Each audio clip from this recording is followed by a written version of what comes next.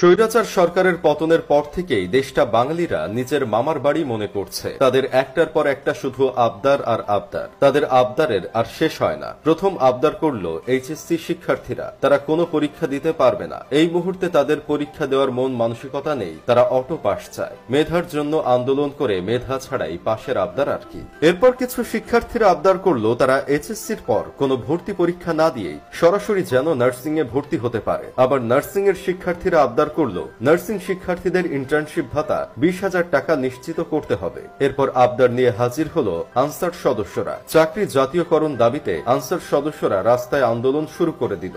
চিন্তা করেন ভাই অবস্থা, জেএসসি পাশের সার্টিফিকেট দিয়ে 40 দিনে ট্রেনিং করে চাকরি করে, সেই চাকরি আবার জাতীয়করণ চায়, মানে মামার বাড়ির মোয়া, চাইলাম আর পাইলাম। আনসারের চাকরি চুক্তি ভিত্তিক, তারা জেনে শুনে কাজে যোগদান করেছিল।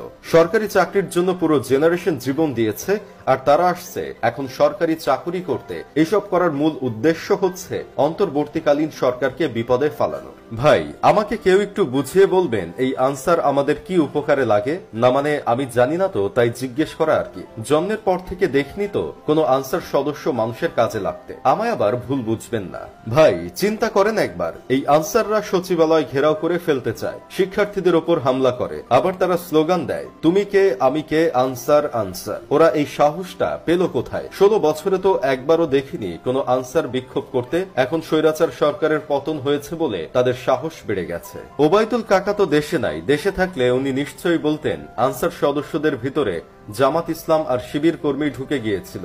আবার অনেকেই ধারণা করছে আনসারের মাঝে আফসোস লীগের পোলাপান ঢুকে গিয়েছিল, তাই তাদের সাহস বেড়ে গিয়েছিল। কিন্তু সেনাবাহিনীরা সাহসের মাইরে বাপ পাকিস্তান করে দিছে, প্রতিটা আনসার সদস্যের নিতম্ব লাল করে দিছে। অবশ্য আমার বন্ধু কেরামতের মতে আমাদের দেশে আইন শৃঙ্খলা বাহিনীর মধ্যে নাকি সবচেয়ে বেশি ভয়ঙ্কর হলো আনসার। কারণ ওরা যদি কাউকে টার্গেট করে গুলি করে, তাহলে টার্গেটের শরীরে না লেগে লাগে তার পাশের জনের শরীরে।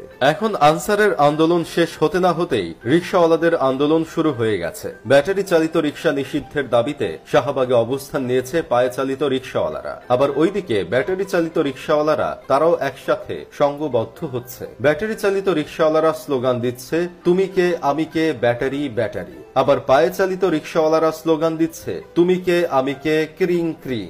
মোট কথা হলো ব্যাটারি চালিত রিকশাওয়ালা ভার্সেস পায়ে চালিত রিকশাওয়ালারা টি20 ম্যাচ খেলতে চায়। কিছু কিছু ভিডিওতে দেখা গেছে ওরা অলরেডি খেলা শুরু করে দিয়েছে। ভাইরে কি আর বলবো কষ্টের কথা, বাংলাদেশটা আগে ছিল কিম জং উনের বাড়ি, আর এখন হয়ে গেছে মামার বাড়ি। সবাই যার যার আবদার নিয়ে চলে এসেছে। এভাবে চলতে থাকলে কয়েকদিন পর দেখা যাবে বাসার কাজের বুয়া বলবে আমাদের বউয়ের মর্যাদা দিতে হবে, কারণ আমরা বউয়ের থেকে কাজ বেশি করি। রোহিঙ্গারা আন্দোলন করবে বাংলাদেশের নাগরিকত্ব দেওয়ার জন্য।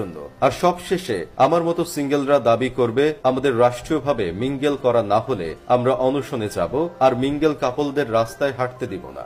এখন কথা হলো আমরা চাই শাহবাগ মোড়কে রাষ্ট্রীয়ভাবে নাম পরিবর্তন করে মামার বাড়ি নাম দেওয়া হোক। যখন যার ইচ্ছা হবে সেই মামার বাড়িতে এসে আবদার করতে পারবে। যাই হোক, শেষমেশ একটা কাজের কথা কই, অর্ধেক দেশ ডুবে গেছে পানিতে, আর আমরা আন্দোলনকে উৎসবে রূপ দিয়েছি।